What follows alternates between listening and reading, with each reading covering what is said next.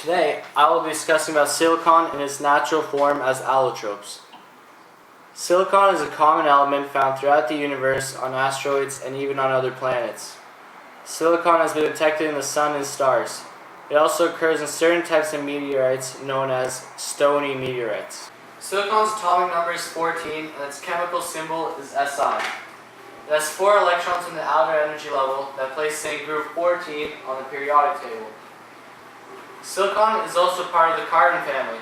Other carbon family elements include carbon, germanium, tin, and lead.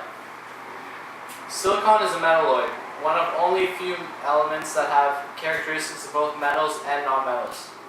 Silicon is the second most abundant element in the Earth's crust, exceeded only by oxygen. Humans have always used silicon.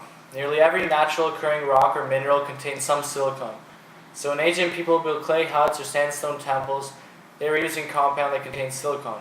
But no one thought about silicon as an element until the 19th century, when a number of chemists tried to separate silicon from the other elements with which it would combine in the earth. Finally, it was in 1824 that it was discovered by a Swedish chemist named Berzelius. He discovered it by heating chips of potassium in a silicon container and then washing away the byproducts. The melting point of silicon is 1410 degrees Celsius. The boiling point is 2355 degrees Celsius. The valence of silicon is 4. Silicon exists in 2 allotropic forms. Allotropes are forms of element with different physical and chemical properties. Allotropes are different structural modifications of an element. The atoms of the element are bonded together in a different manner. The first allotrope is in the form of shiny grayish-black needle-like crystals or flat plates. The first allotrope of silicon looks like the example I have here. They are shiny grayish-black needle-like crystals, as you can see. The second allotrope has no crystal structure and usually occurs as a brown powder. I don't have an example here because they're really hard to find. Silicon is a relatively inactive element at room temperature.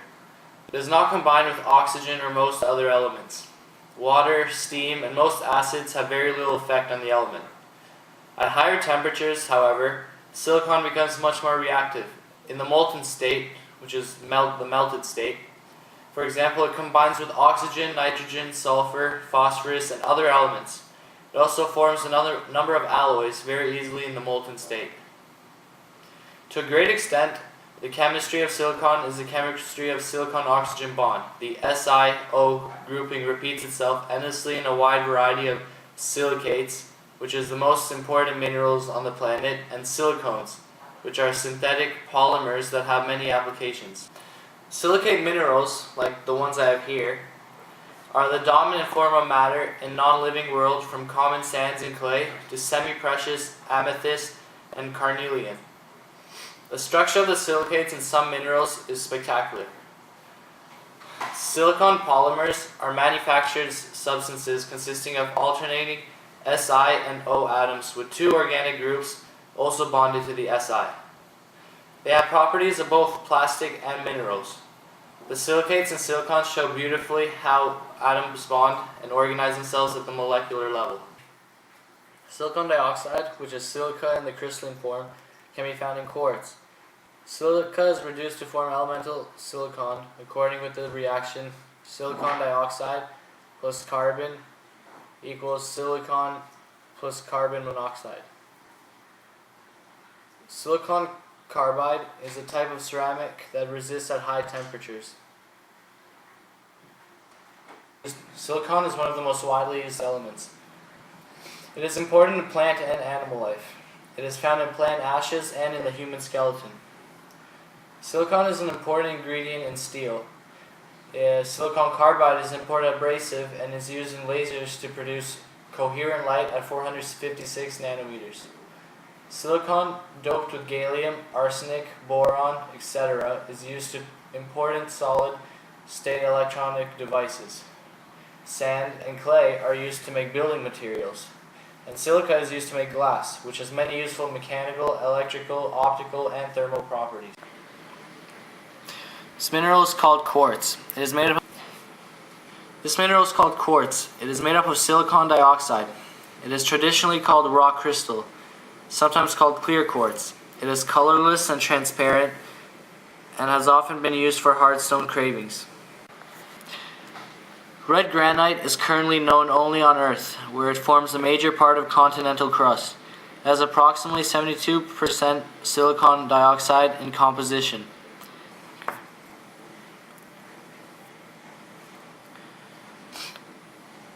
This mineral is called gray granite, and this one is called potassium feldspars, which are a group of rock formings which make up as much as 60% of the Earth's crust. They also contain silicon dioxide. This mineral is glass, which is primarily composed of silicon dioxide.